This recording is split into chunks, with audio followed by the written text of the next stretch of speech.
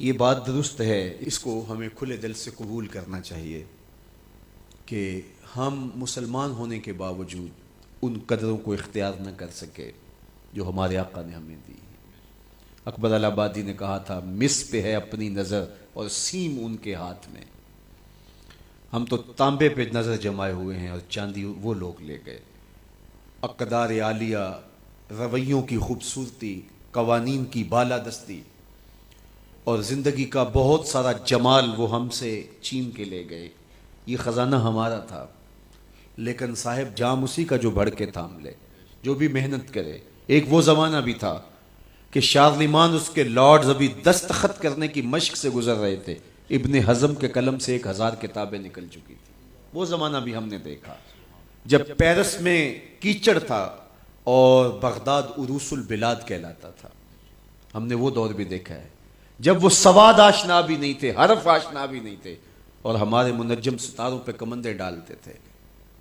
جب ہم محنت کرتے، خدائے زندہ زندوں کا خدا ہے، یہ اس کا اصول ہے، یہ اس کا ضابطہ ہے، لیکن جب ہم جو ہیں وہ پیچھے آ گئے تو انہوں نے آگے بڑھ کر جام تھام لیا۔ یہ بات میں ضرور کہوں گا، خیر کی قدریں جہاں بھی ہیں، کسی کفر کے معاشرے میں بھی ہیں، لیکن وہ پھوٹتی میرے حضور کے قدموں سے ہی ہیں۔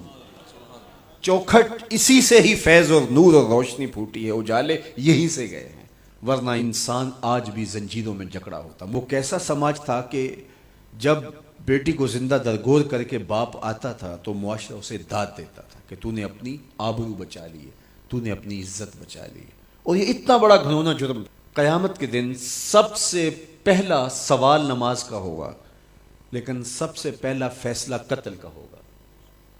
دوسرے لفظوں میں یوں کہہ لیجیے، حقوق اللہ میں سب سے پہلے نماز کا سوال ہوگا، اور حقوق العباد میں سب سے پہلا فیصلہ جو ہے وہ قتل کا ہوگا۔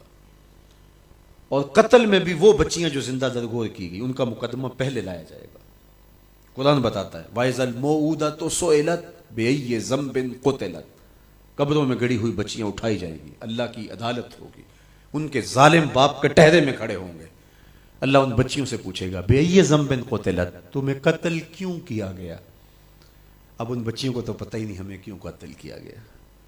ابھی آنکھ کھلنے نہیں پائی تھی کہ بند کر لی گئی، زبان بولنے نہیں پائی تھی کہ نوچ لی گئی، زندگی کا پھول ابھی کھلا ہی نہیں تھا کہ مرجھا گیا۔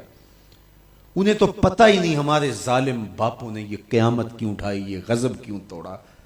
ہمارے